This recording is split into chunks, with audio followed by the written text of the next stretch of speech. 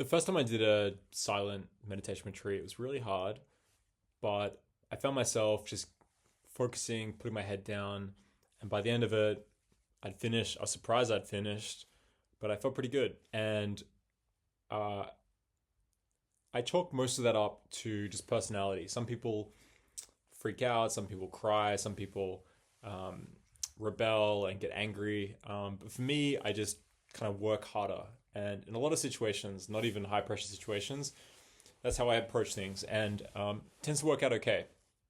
But when I did a retreat again, and I found myself applying the same kind of pressure and tension and trying to kind of control the situation, it didn't work. And by day six or something like that, I was getting more and more agitated, and it was making things worse, not better. The relief came in an interesting way outside of my conscious mind through a dream. And one dream I heard was a voice that said, if you keep setting fires, you'll go insane.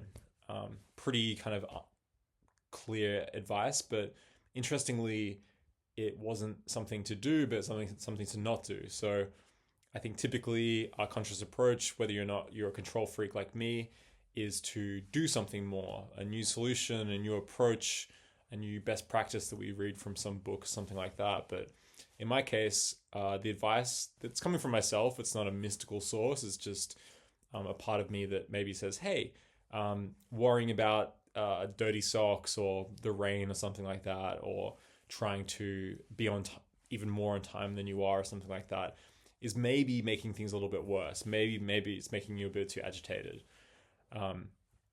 So it's interesting that the advice is to actually stop doing something in that case. The second thing which helped me once the retreat had ended and I had calmed down a little bit was a strange dream where the central character was a sort of a bureaucrat figure. In the dream, he's in charge of running the New York subway system, and he's pretty good at it. He seems to have had a lot of experience. He's done training, and he's in charge of, he understands things like economics and supply and demand. He recognizes the rush hours, so when the trains should run and all sorts of things like that.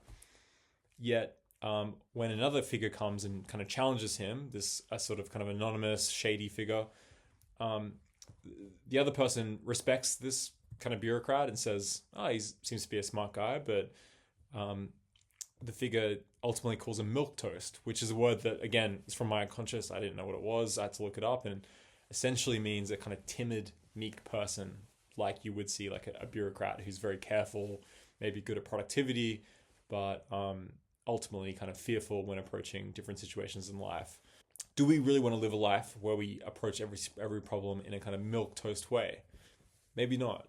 And maybe that milquetoast attitude can actually increase anxiety rather than reduce it. So I'm not saying to throw away the best practices or throw away the organization, but it's a sign that it can be a problem. A milquetoast attitude applied to tennis would be to, think through 5 different things every time you hit the ball, making sure something is fixed, and maybe judging yourself if that's not the case.